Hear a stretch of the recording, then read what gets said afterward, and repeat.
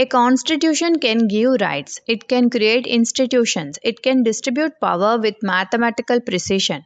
But here is the uncomfortable truth history repeatedly teaches us. No constitution can save a democracy if those operating it lack constitutional morality.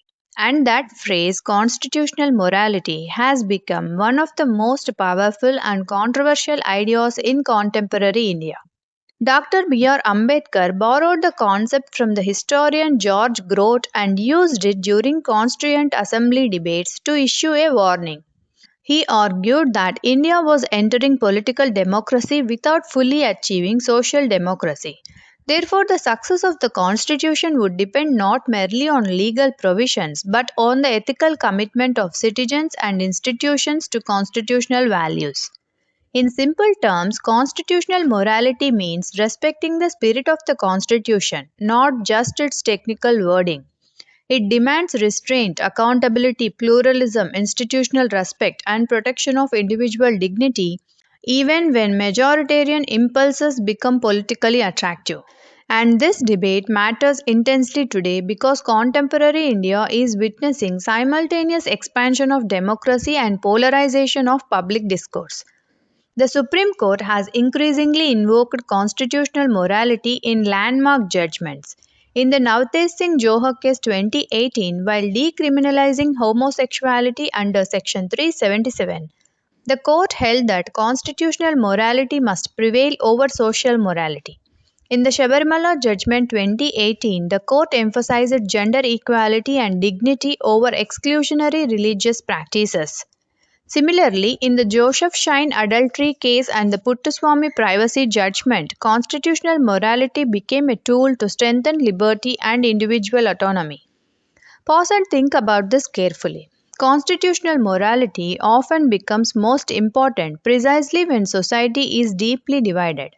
Supporters argue that this doctrine protects minorities, dissenters, and vulnerable groups from the tyranny of numbers. Democracy, they say, is not merely majority rule, it is a majority rule limited by constitutional values. But critics raise equally serious concerns. Some scholars argue that excessive judicial reliance on constitutional morality may encourage judicial overreach. They question who define constitutional morality.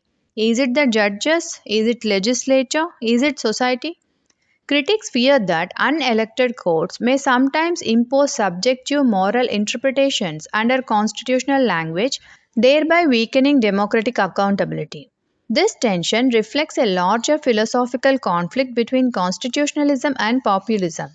Across the world, from the United States to Hungary to India, democracies are debating whether electoral legitimacy alone is sufficient or whether institutions must actively defend liberal constitutional values even against popular sentiment.